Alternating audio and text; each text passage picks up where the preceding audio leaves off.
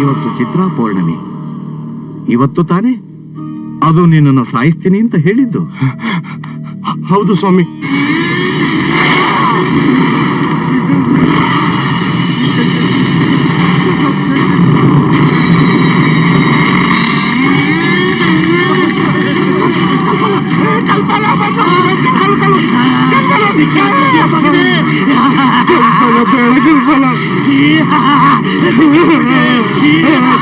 ಕಲ್ಪಲ ನೀ ಕೈ ಮುಗಿತು ನನ್ನ ಬಿಟ್ಬಿಡು.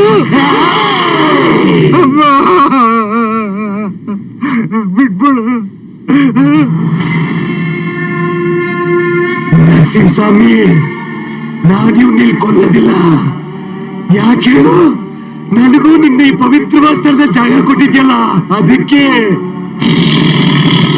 ಇವನ್ನ ಇಲ್ಲಿ ಕೊಂದು ನಿನ್ನ ಪವಿತ್ರವಾದ ಸ್ಥಳಕ್ಕೆ ಕಳಂಕ ತರೋದಿಲ್ಲ. ಬಿಟ್ಬಿಡು. ಇವನ್ ಹೊರಗೆ ಕರ್ಕೊಂಡು ಹೋಗಿ ನೋಡ್ಕೊಂತೀನಿ. ಇವನು ಹೊರಗೆ ಕರ್ಕೊಂಡು ಹೋಗ್ತೀನಿ. ಇವನೇ ಕರ್ಕೊಂಡು ಹೋಗ್ತಾನೆ ಗೊತ್ತು. ನೀನು ಹೊರಗೆ ಕರ್ಕೊಂಡು ಹೋದ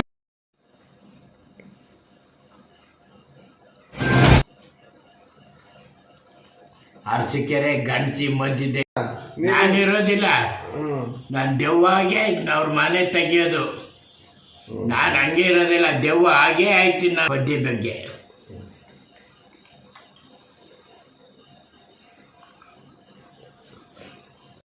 ಸರಿ, 5 ಲಕ್ಷ ಕೊಡಬೇಕು. 7, 5, 12 ಲಕ್ಷ ಆಯ್ತು. ಮನೆ ಒಳಗೆ ಯಾಕೆ ಮಡಿಕೊಂಡಿದ್ದಿ? ಕೊಡಿಲಿ ಅವ್ರಿಗೆಲ್ಲ ಕೊಟ್ಟು ಅವ್ರಿಗೆ ಅಲ್ಲಿ ಬಡ್ಡಿ ಯಾಕೆ ಕಟ್ಬೇಕು? ನಮ್ಗೆ ಕೊಡ್ಲಿ ಬಡ್ಡಿ ಅಂತವ. ಆ 20 ಲಕ್ಷ ಪದ್ದಿ ಈಸ್ಕೊಂಡು ಅವ್ರಿಗೆಲ್ಲ ಕೊಟ್ಟವಳೆ. ಒಬ್ರಿಗೂ ಬಡ್ಡಿ ನನ್ಗೆ ಬಡ್ಡಿ ಕೊಟ್ಟಿಲ್ಲ. ಬಡ್ಡಿ ಕೊಟ್ಟಿಲ್ವಾ? ಕೇಳ್ಬೇಕಾಯ್ತು ನೀನು, ಬಡ್ಡಿ ಕೊಟ್ರವ ಅಂತ. ಸಾವಿತ್ರಿಗೆ 4, ಯೋಗಿಗೆ 4, ಶೀಲಿಗೆ 1, 2.5, 10. ಆಮೇಲೆ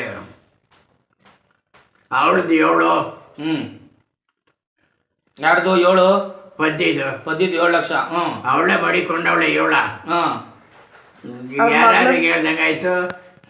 ಸಬ್ ಇನ್ಸ್ಪೆಕ್ಟರ್ ಸಾಹೇಬರವರಿಗೆ ಸನ್ನಿಧಿಗೆ ನಾನು ಭದ್ರಾವತಿ USL ಆಸ್ಪತ್ರೆ ಕೆಲಸ ಮಾಡುತ್ತಿರುವ ವಾರ್ಡ್ ಬಾಯ್ ಪುಟ್ಟಸ್ವಾಮಿಯಾದ ನಾನು ತಮ್ಮಲ್ಲಿ ಬೇಡಿಕೊಳ್ಳುವುದೇನೆಂದರೆ, ನನ್ನ ಹಿರೇಮಗಳು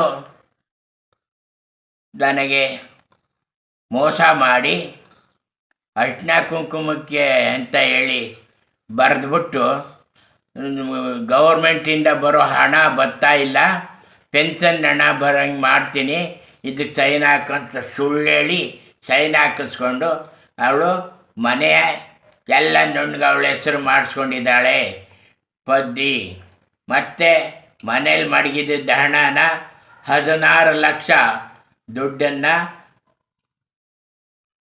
ದೋಚಿದ್ದಾಳೆ, ಹೊತ್ಕೊಂಡೋಗಿದ್ದಾಳೆ. ನನಗೆ ನೋಡೋರು ದಿಕ್ಕಿಲ್ಲ, ನನಗೆ ಯಾರೂ ಮಾತಾಡ್ಸೋದಿಲ್ಲ, ನನ್ನ ಕಣ್ಣು ಕಾಣೋಕ್ಕಿಲ್ಲ, ಸರ್ಪುಣ್ಣಾಗಿ ಮೂಲೆಯಲ್ಲಿ ಕೂತಿದ್ದೀನಿ.